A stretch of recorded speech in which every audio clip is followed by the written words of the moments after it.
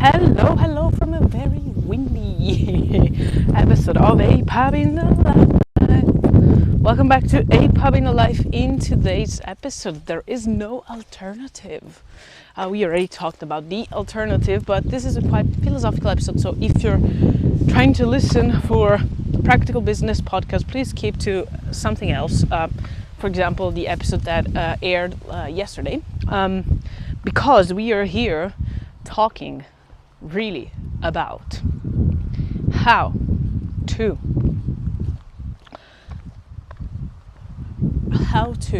consider alternatives in things in life. So mom got quite how can I say, I'm trying to find the right word here,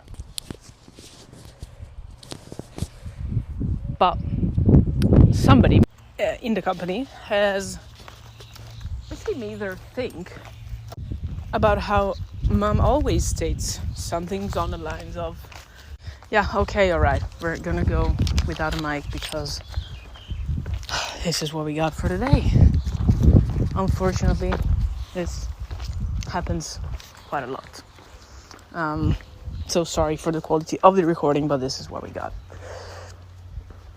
And so we always hear this topic, this phrase by her father, mom's father, so my grandpa supposedly, where he always says there is no alternative. It's like there is no other way for us to think about this thing in another, let's say, framework, in another way.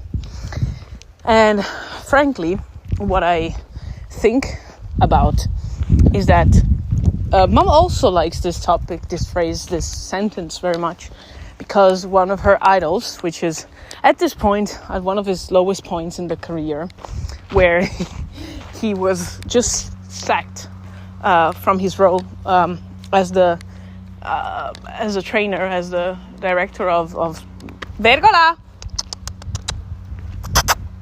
Ciao. Okay. As a coach of the Italian soccer team, Luciano Spalletti, where he always says there is no alternative, right? Dai, andiamo. And so, if you think about the real meaning of the sentence, what does it mean? It means that there is no alternative because there is no alternative per se, or that there is no alternative comparing the alternatives to the real only thing that makes sense doing. And so there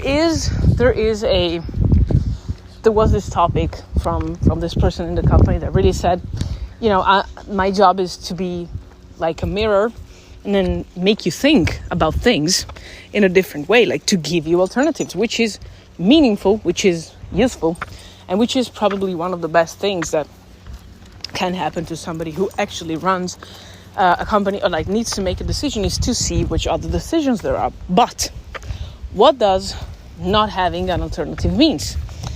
It means that if you move from a principle standpoint, of course there are going to be alternatives, and maybe not even alternatives, but there is just one choice that is the meaningful choice to make, because there's the only choice that from a principle standpoint, so we always say this in Italian, it's a principle question, you are going to accept. So let's imagine that, you know, somebody did wrong somehow in a relationship, right? This is the classical type of thing.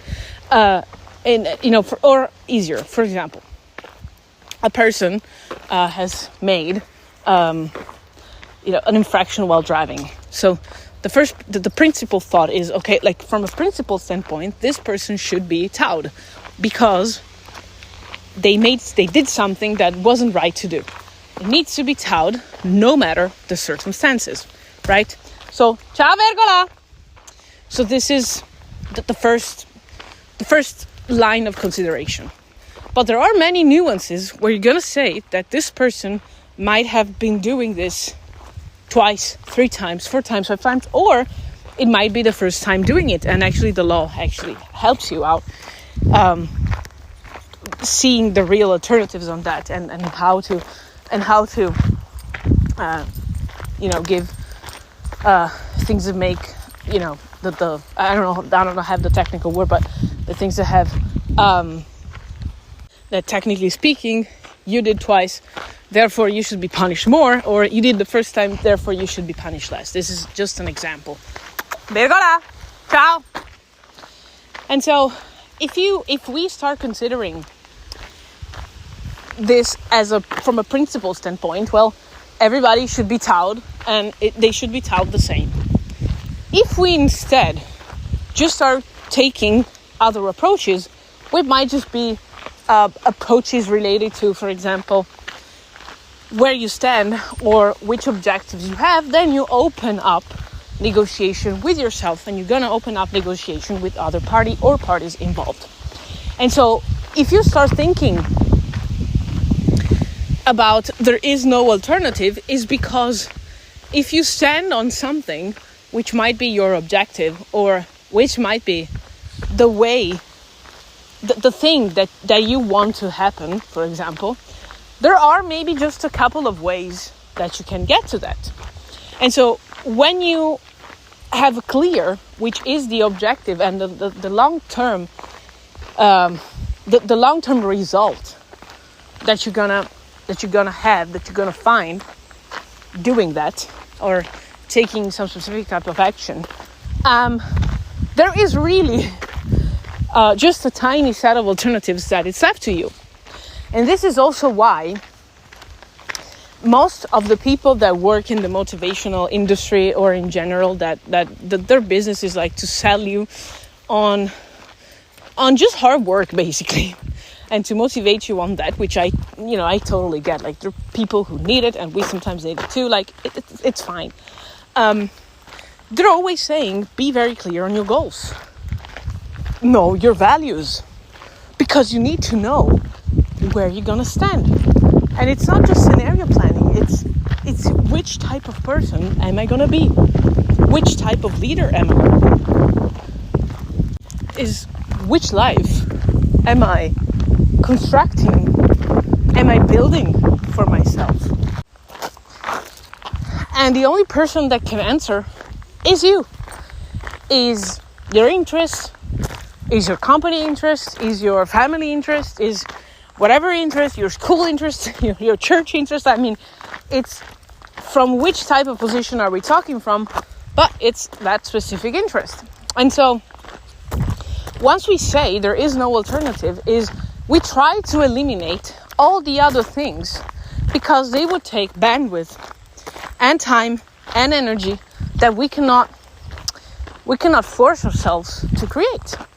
There's lots of talk about this in the marriage space, where they say you should marry because it is the elimination of alternatives. I'm not such a big fan of saying that marriage is the elimination of alternatives. It's basically being committed to something bigger, which can be marriage, it can be family, it can be in other shapes and sizes, fitting what's best for you.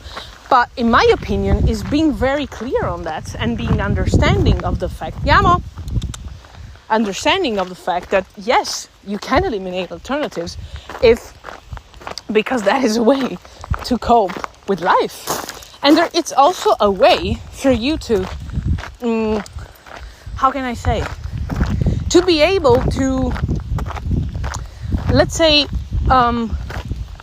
force you to put yourself, to put energy and time and space and resources into